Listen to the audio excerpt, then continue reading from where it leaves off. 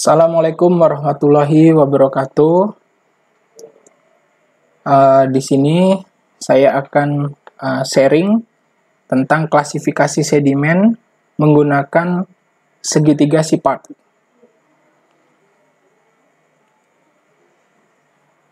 Definisi: sedimen adalah material atau pecahan atau pelapukan dari batuan atau non-organik, mineral dan material organik yang melayang-layang di dalam air, udara, maupun yang terkumpul atau mengendap di dasar perairan seperti sungai, danau, dan laut oleh pembawa atau perantara alami lainnya. Kemudian definisi lain juga, sedimen adalah bahan utama pembentuk morfologi, topografi, dan batimetri pesisir. Artinya, dari sedimen itu dia itu bisa membentuk atau mengubah suatu topografi dan batimetri di pesisir, seperti kayak pengendapan atau pendangkalan di suatu perairan. Nah, itu juga disebabkan oleh sedimen. Kemudian sedimen yang dipindahkan adalah sedimen yang terletak pada permukaan dasar perairan. Kalau sedimentasi itu yaitu suatu proses pengendapan. Jadi dia mengalami peristiwa pengendapan material yang ditransport oleh media air, angin, es, atau gletser. Jadi kalau terjadi sedimentasi berarti dia terjadi pengendapan di suatu cekungan atau di suatu seabed atau di suatu tempat. Ini definisi secara umum tentang sedimen dan sedimentasi. Kemudian sumber dan macam-macam sedimen. Dari jenis dan asal pembentukan sedimen itu sendiri, yaitu dibagi menjadi 4. Yang pertama, sedimen lithogenous ialah sedimen yang berasal dari sisa pelapukan akibat weathering, cuaca, batuan dari daratan, lempeng kontinen, termasuk yang berasal dari kegiatan vulkanik. Nah, seperti gambar yang di samping kiri ini, ini adalah batuan jamur. Mungkin di negara kita tidak ada. Ini adanya di negara-negara yang memiliki cuaca yang cukup ekstrim. Ekstrim artinya jika siang hari itu dia sangat panas sekali, panas gitu, terik, dan pada saat malam dia dingin. Kemudian dia memiliki angin atau kelembaban yang sedikit gitu, kemudian anginnya kencang. Jadi akibat dari cuaca yang ekstrim itu mengakibatkan si permukaan batuan-batuan ini menjadi lapuk. Kemudian pelapukan tadi itu tertiup angin yang berada di sekitar bebatuan itu. Kemudian akhirnya dia rontok dan kemudian berbentuk jamur seperti ini. Ini juga dinding-dinding tebing ini juga sama seperti itu. Kemudian yang kedua, sedimen biogeneous ialah sedimen yang berasal dari organisme laut yang telah mati dan terdiri dari remah-remah tulang, gigi-gigi, dan cangkang-cangkang tanaman maupun hewan mikro. Nah, gambar di sebelah kiri ini itu mungkin dia terdiri dari bagian-bagian tubuh hewan yang mati, seperti tulang dan gigi. Itu kan dia bagian tubuh yang proses pelapukannya lebih lama dibandingkan dengan bagian tubuh yang lain. Kemudian yang sebelah kanannya ini adalah cangkang-cangkang kerang atau hewan mikro yang berada di laut. Dia juga penyumbang sedimen yang berada di laut. Kemudian berikutnya yang ketiga adalah sedimen hydrogeneous, yakni sedimen yang berasal dari komponen kimia air laut dengan konsentrasi yang sangat jenuh sehingga terjadi pengendapan atau deposisi dari dasar laut, contohnya mangan dan fosfor. Kemudian yang keempat, sedimen cosmogeneous, yaitu sedimen yang berasal dari luar angkasa, di mana partikel dari benda-benda angkasa ditemukan di dasar laut dan banyak mengandung unsur besi sehingga mempunyai respon magnetik dan berukuran antara 10.640 mikro. Nah, ini kayak benturan-benturan benda-benda angkasa, kemudian dia jatuh ke bumi, itu juga sebagai penyumbang sedimen yang berada di bumi. Kemudian di sini akan saya perlihatkan bentuk pergerakan atau transportasi sedimen berdasarkan berat jenis sedimen itu. Gambar yang di kiri ini adalah sedimen yang berukuran kecil. Jadi karena si sedimen itu berukuran kecil, kemudian arus yang membawanya itu lebih besar sehingga sedimen itu bisa tertransportasi atau berpindah tempat.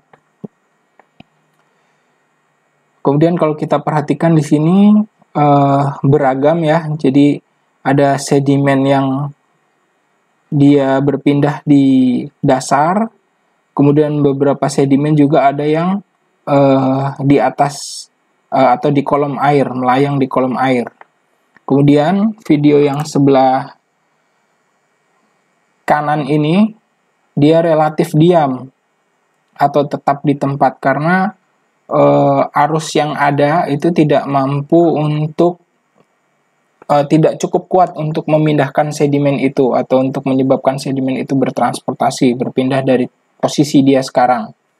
Karena kalau kita lihat di sini yang sebelah kanan ini size atau ukuran besar dan beratnya juga lebih besar daripada yang kiri. Nah, dari video tadi itu kalau diilustrasikan akan seperti ini, seperti gambar ini. Ini adalah jenis sedimen itu sedimen berdasarkan berat jenisnya itu dibagi menjadi 3 bagian, yaitu sedimen wash load, kemudian sedimen suspended load, kemudian dan sedimen yang berada di bed load. Kalau yang wash load itu yaitu sedimen yang tidak ditemukan di dasar perairan karena secara permanen dia itu selalu tersuspensi. Jadi saking ringannya atau saking kecilnya sedimen itu, kemudian arus di perairan tersebut itu lebih besar daripada massa jenis si sedimen itu, sehingga sedimen itu selalu tersuspensi. Dia berada di kolom air. Sedangkan yang suspended load, yang nomor 2 ini, dia adalah sedimen yang melayang,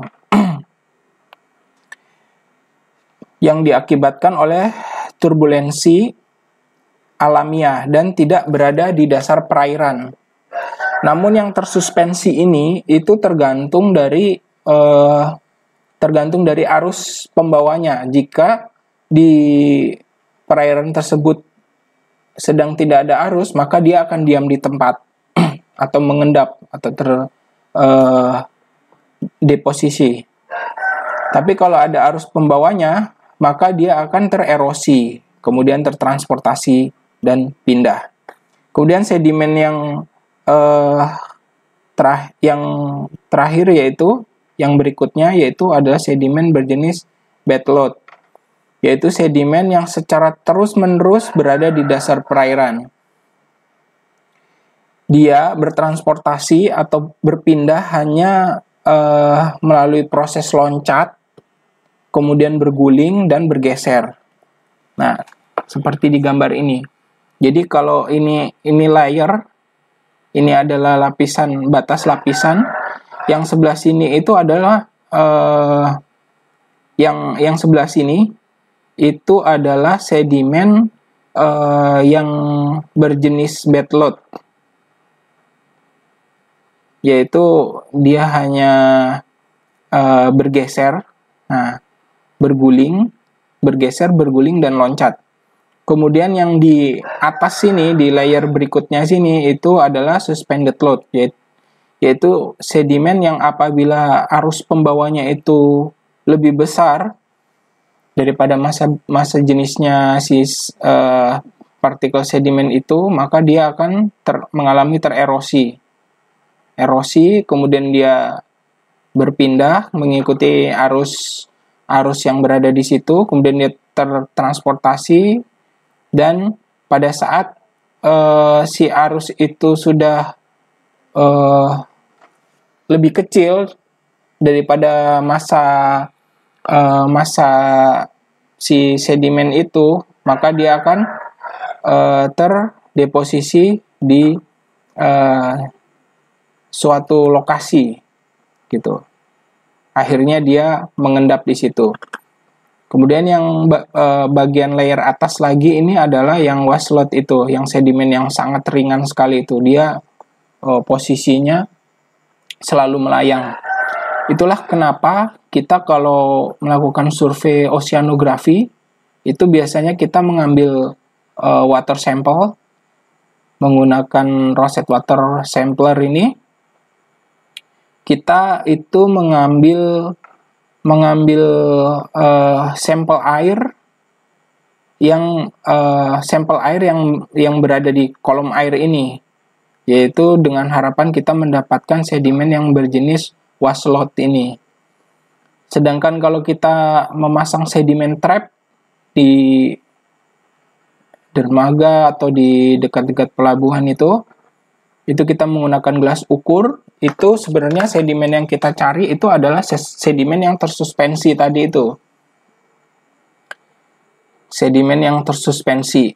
Jadi bedanya gelas ukur dengan water sampler ini, karena kalau waslot itu sedimen yang selalu berada di air. Dia sewaktu-waktu atau setiap saat ada di air. Jadi kalau pada saat kita melakukan pengambilan water sample secara in situ, pada saat itu juga on the spot kita ambil, itu kita pasti akan mendapatkan waslot tadi itu. Sedangkan kalau suspended load ini itu harus kita pasang di suatu perairan atau di dermaga, biasanya kurun waktu 30 hari, dengan harapan arus itu tidak hanya pada saat itu aja pada saat kita memasang. Jadi dia akan secara periodik ada pasang surut, itu kan terjadi arus. Maka pada saat pasang dan surut itu harapannya sedimen yang tersuspensi tadi itu masuk ke jebakan perangkap sedimen itu. Kemudian sedimen yang berada di bed load ini biasa kita ambil itu menggunakan Ponner grab sample ini. Ponner grab sampler ini.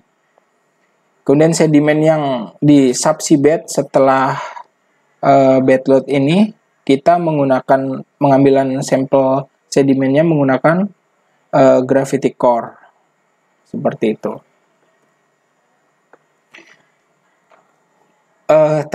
Tadi sudah sumber sedimen, kemudian jenis-jenis sedimen, dan berikutnya adalah sumber sedimen yang diberikan atau dihasilkan dari estuari. Sumber sedimen yang dihasilkan oleh estuari. Jadi kalau di gambar sebelah kiri ini adalah proses terjadinya hujan proses terjadinya hujan dari air menguap karena panasnya matahari, kemudian dia terkondensasi, kemudian saat masa air itu sudah benar-benar banyak dan berat, dia turun turun ke bumi, yaitu disebut hujan. Dari hujan itu, air yang dari pegunungan akhirnya turun ke estuari. Nah, pada saat dia keluar dari estuari, dia kan jalan tuh dari pegunungan-pegunungan. Dengan arus yang ada, dia membawa muatan-muatan berupa sedimen. Sedimen-sedimen itu. Sehingga kalau kita perhatikan biasanya di muara-muara itu, di depan muara situ, mulut muara situ biasanya terjadi suatu delta atau endapan sedimen. Karena dia saking banyaknya sedimen itu terakumulasi dari tahun ke tahun, terus dia mengumpul di situ sedimen, akhirnya dia di sini terjadi suatu delta atau endapan di bibir muara. Nah, kalau di gambar yang sebelah kanan ini sudah kelihatan sangat jelas sekali. Ini adalah sungai-sungai yang keluar ke laut gitu. Jadi perbedaan warna airnya sangat kontras sekali, di mana air yang asli air laut itu dia berwarna biru, sedangkan yang air keluaran dari sungai itu berwarna coklat. Karena di dalamnya itu terdapat material-material sedimen yang sangat banyak. Nah, kalau gambar tadi diperbesar, itu seperti ini. Jadi, si sedimen yang tadi keluar di estuari itu, di bibir estuari, karena dia terakumulasi, saking lamanya, lama-lama dia akan mengendap seperti ini. Nah, mengendap. Kemudian, lama-lama karena terus bertambah dari tahun ke tahun, terakumulasi, akhirnya dia mengering. Setelah mengering ini sudah mulai ada agak-agak warna hijau, ini ada tumbuh-tumbuhan yang tumbuh di sana, karena sedimen-sedimen yang mengeras itu dia akan berubah menjadi tanah yang sangat subur, karena mineral-mineral yang dari pegunungan, dari sungai-sungai itu mengumpul semuanya di situ. Sehingga lama-lama di area tersebut akan menjadi hijau seperti ini. Sesuai dengan yang tadi di slide pertama, dari proses terjadinya sedimentasi ini akan membuat perubahan suatu morfologi atau topografi dasar laut dan batimetri. Nah, penyebabnya itu adalah seperti ini. Jadi dari akumulasi sedimen yang tertransfer ke laut. Nah, akan saya ilustrasikan seperti ini. Jadi delta yang berada di sini ini itu adalah seperti ini. Jadi karena dia terakumulasi, mengendap terus dari tahun ke tahun di situ, lama-lama dia mengering, dan lama-lama juga dia akan ditumbuhin suatu tanaman. Nah, tanaman-tanaman yang di sebelah sini itu awal mulanya juga seperti ini. Jadi karena saking lamanya, kemudian dia mengeras, kemudian ditumbuhi tanaman atau tumbuh-tumbuhan, akhirnya dia menjadi seperti ini. Lama-lama dia akan menjadi suatu pulau.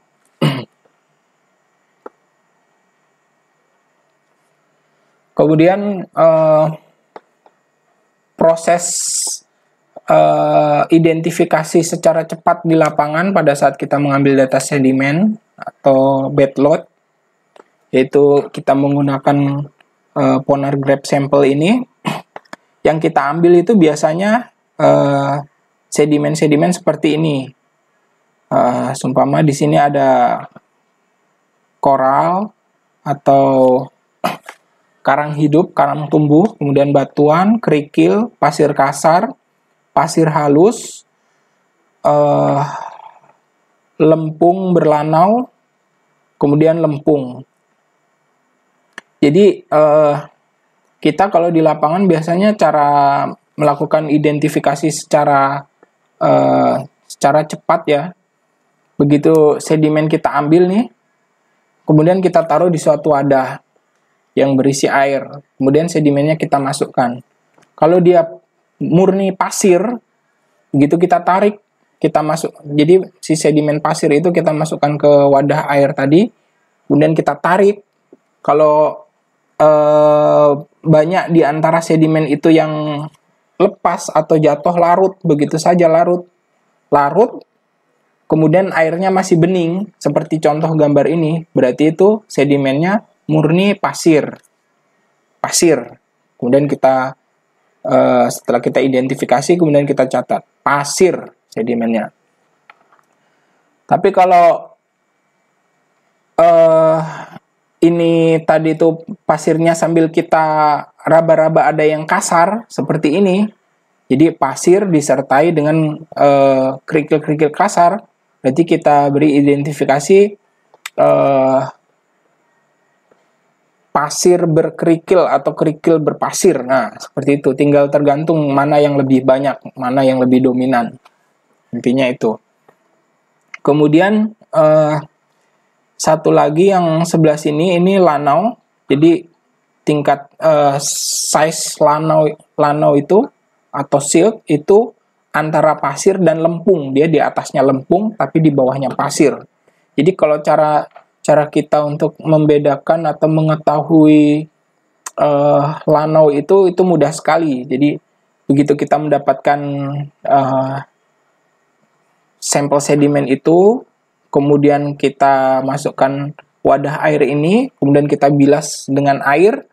Kalau dia yang seperti lumpur tadi itu, yang sangat kental itu larut semuanya, berarti itu lanau. Kalau lempung, itu kita ambil, kita siram, dia tetap utuh seperti ini. Nah, bedanya apa sih lanau dengan lempung itu? Kalau lanau itu dia konsentrasi atau konsentrat partikelnya itu masih agak besar, jadi dia tidak begitu lengket, dia masih bisa sangat mudah terlepas atau terurai. Sedangkan kalau lempung itu tidak, dia saking kecilnya partikel itu, terus konsentratnya itu sangat lengket, jadi dia pada saat kita siram menggunakan air, dia tidak akan pudar, dia akan tetap membentuk suatu adonan seperti ini. Nah, kalau kita udah bisa mengidentifikasi ini dengan mudah seperti tadi, maka data yang kita berikan itu sangat bagus atau bisa dikata sangat akurat untuk input kita masukkan ke dalam peta laut Indonesia. Namun ini adalah identifikasi secara cepat yang kita lakukan di lapangan. Pada saat data itu kita bawa ke kantor pusat nanti, itu juga akan dilakukan penelitian, semacam penelitian di laboratorium. Jadi itu lebih lengkap lagi, tidak sekedar hanya diraba, dirasa, dilihat, atau tidak hanya seperti itu, dia akan melalui proses-proses.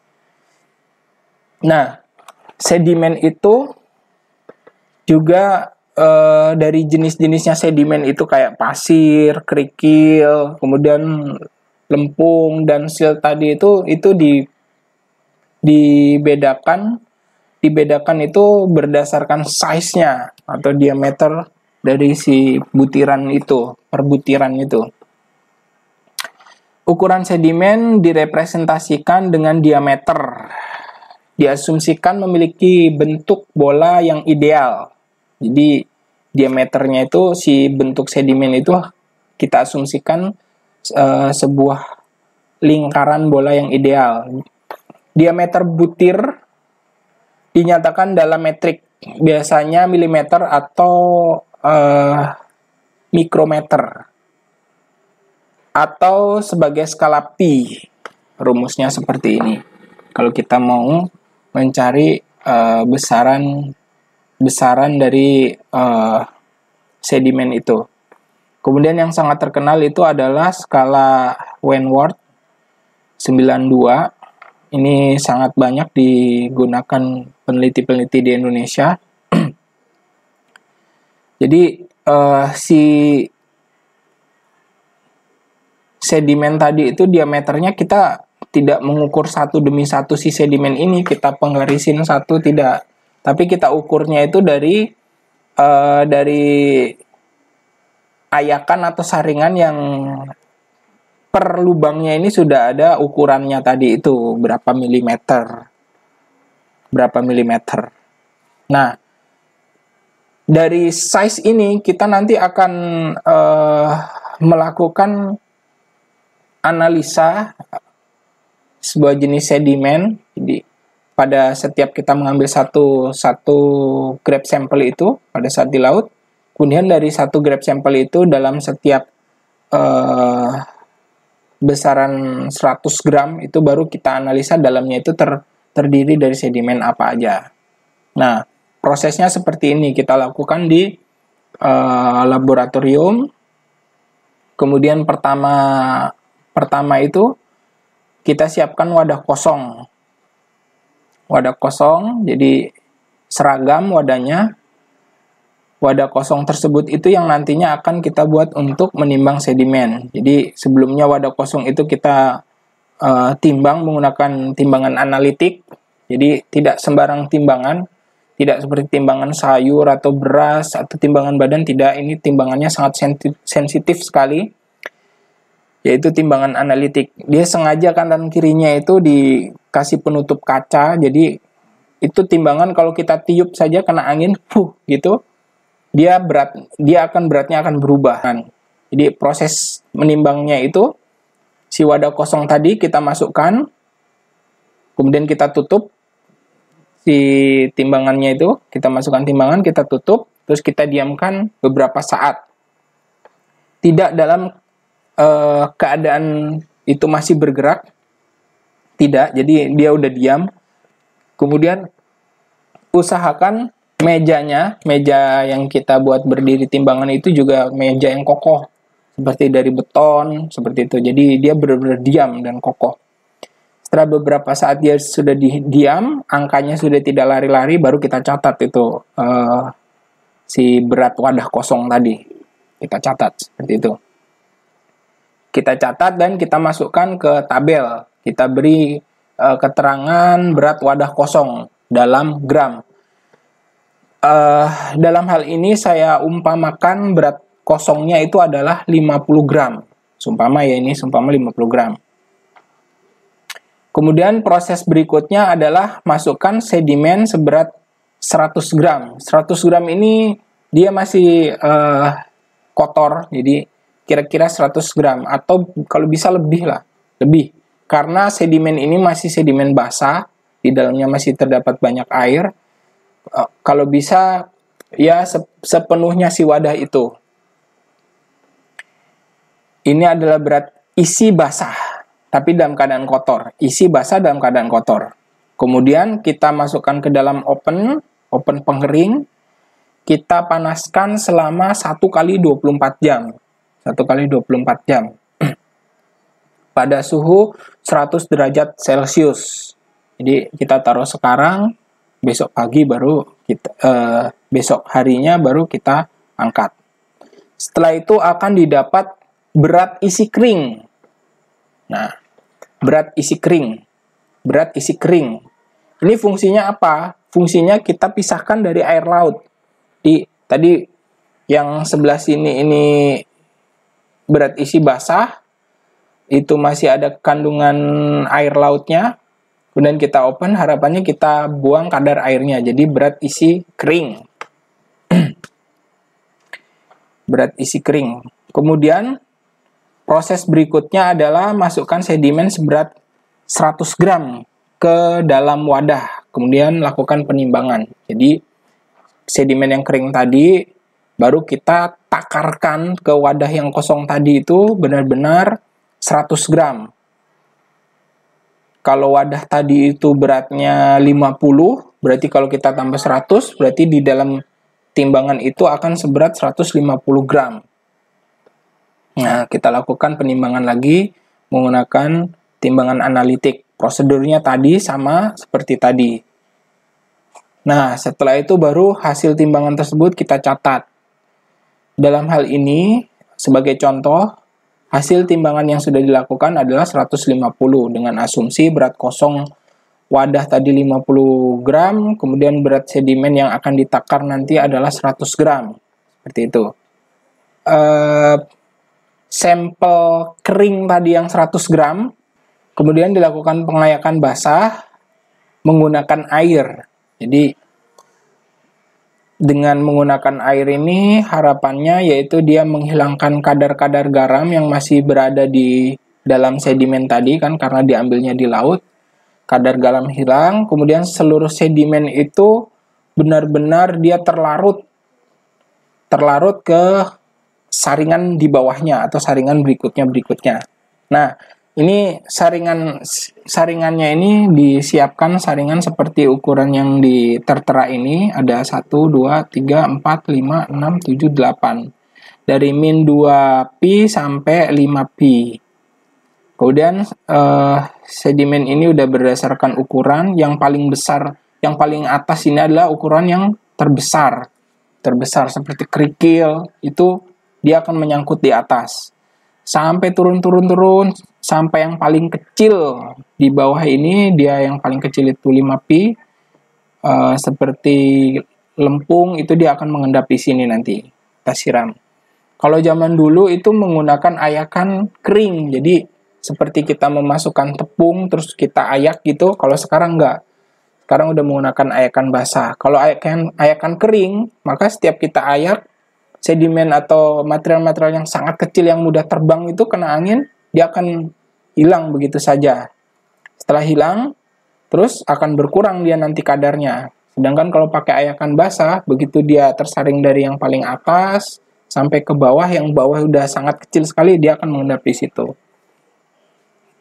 Dan dari ayakan basah ini, jadi ayakan basah ini kita lakukan per satu sampel ini. Satu sampel ini adalah satu stasiun yang udah kita ambil, satu grab sampel di titik yang kita ambil, kita masukkan, kemudian dari sampel ini akan menghasilkan 8 jenis size sedimen berdasarkan saringan itu. Nah, seperti ini kurang lebih. Nah, karena sedimen yang saya ambil waktu itu adalah kerikil ke bawah atau kerikil lebih halus lagi, dia menghasilkan seperti ini. Ini yang paling halus sampai ini yang paling besar ukurannya. Besar mengecil sampai kecil banget di sini. Jadi satu sampel akan menghasilkan ukuran size sedimen sebanyak ini. Setelah itu, hasil sedimen yang sudah disaring berdasarkan ukuran dan titik pengambilan,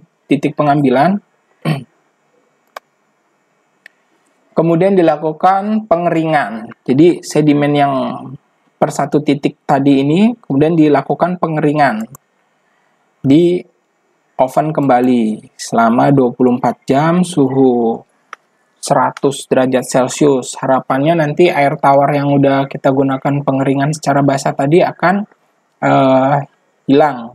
Jadi benar-benar tinggal sisa sedimennya saja seperti ini. Kita sisakan sedimennya saja.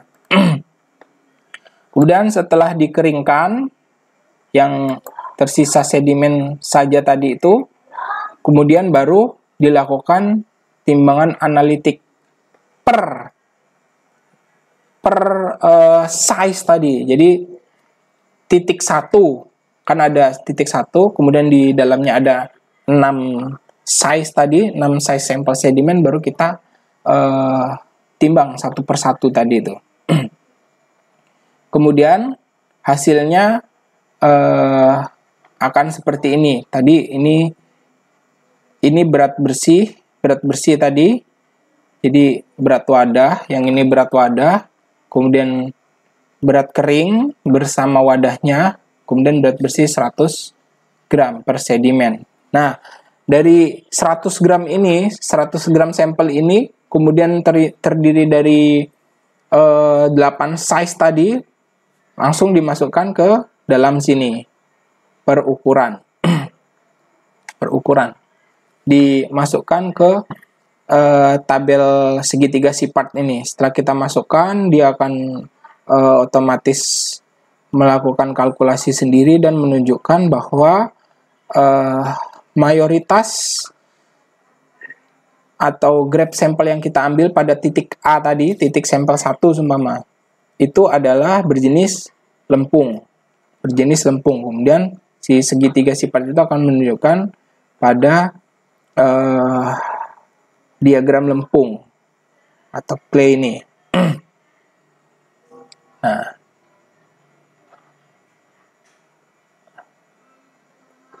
Nah, hasil ini juga hasil yang kita lakukan pengolahan menggunakan segitiga sifat tadi itu baru kita gambarkan ke peta laut Indonesia dan bisa juga dijadikan sebagai validasi atau ground truth data multibeam backscatter. Jadi kalau teman-teman nanti survei menggunakan multibeam, kemudian data multibeam itu dilakukan ekstraksi backscatter untuk melakukan seabed classification, data sedimen yang tadi diolah menggunakan sifat ini bisa dijadikan validasi data backscatter sebagai data pembanding. Nah, kurang lebih seperti ini. Dari hasil tadi itu langsung digambarkan ke peta laut. Ini contoh-contoh sampelnya. Ada lumpur, kerikil, lumpur pasir, lumpur, seperti itu. Nah, kalau yang teman-teman ingin melakukan seabed classification menggunakan data backscatter tadi itu, nah, data grab sampel yang udah kita ambil itu kita lakukan validasi terhadap hasil dari backscatter seperti ini. Ini data multibeam, kemudian ini kita ekstraksi menjadi backscatter. Nah, data si grab sampelnya ini sebagai data grab sampel yang udah kita olah menggunakan sifat tadi kita gunakan sebagai data pembanding atau validasi. Apakah cocok hasil dari backscatter itu terhadap data sampel yang udah kita ambil di lapangan. Nah, di rumus yang akan saya bagi nanti itu di dalamnya seperti ini. Jadi selain segitiga sifat, juga dia akan memberikan tabel seabed classification. Kemudian di sini ada diagram. Jadi satu sampel yang udah kita ambil ini, satu sampel itu dia terdiri dari apa aja. Nah, ini berapa persen kerikil, berapa persen pasir dan seterusnya, akan seperti ini. Dan yang di warna kuning yang sebelah kanan ini itu adalah seabed klasifikasi jika kita ingin melakukan validasi data backscatter multibeam echo sounder, kemudian kita cocokkan apakah betul nanti hasilnya itu sama. Seumpama nanti di data backscatter kita itu tertera berapa desibel, seumpama.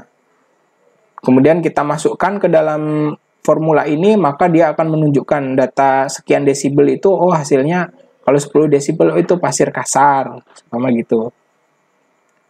2 desibel itu kerikil. Jadi semakin besar itu semakin keras, si material seabed sedimennya itu. Tapi kalau semakin kecil itu semakin lunak. Semakin kecil semakin lunak, betul. Kemudian yang terakhir ini adalah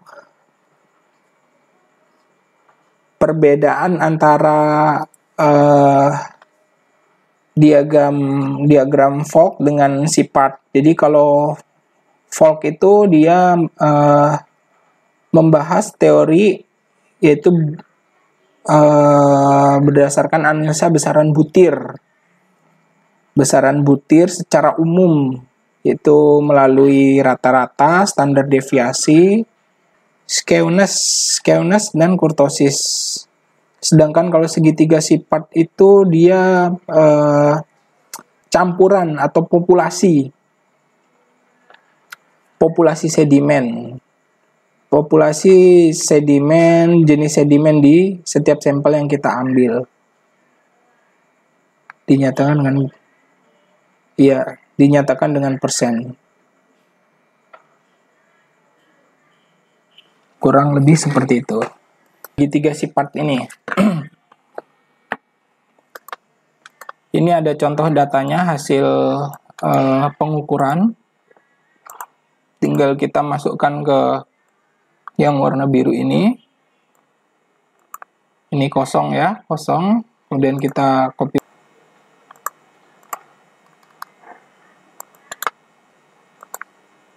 Nah, dia menunjukkan kerikil berpasir. Kan, sama. Kita masukkan lagi.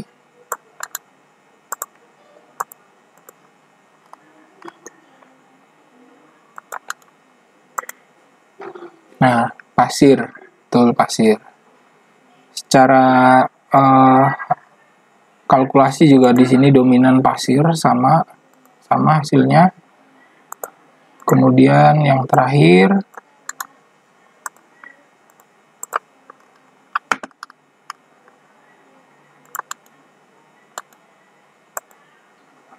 lumpur berpasir, pas sama. Dan ini hasilnya. Nah, grafiknya juga ya sudah otomatis. Ini sangat akurat. Kemudian di sini dicantumkan kedalaman secara manual. Ini nama stasiun, posisinya, kedalaman. Kemudian yang ini yang tadi saya bahas tadi, ini khusus untuk teman-teman mungkin yang S1 mau ngambil skripsi atau S2 tesis, bikin tesis, itu bisa menggunakan rumus ini. Ini sangat umum digunakan, sangat umum, kemudian sangat mudah juga digunakannya. Sumpama hasil backscatter kita itu nanti adalah 11 desibel. Hasilnya itu pasir kasar. Nah, ini sudah pasti nanti bisa dibuktikan. Kalau ada 11 desibel, nanti keterangannya apa, itu akan sama. Jadi, caranya, kalau kita udah mengambil grab sampel di sebelah sini, kemudian kita cocokkan dengan hasil data backscatter, kemudian kita klik berapa desibelnya, kita masukkan apakah sama nanti. Dia ada memiliki kolerasi, umpama. Seperti itu. Oke. Demikian, semoga yang sedikit ini bermanfaat. Assalamualaikum warahmatullahi wabarakatuh.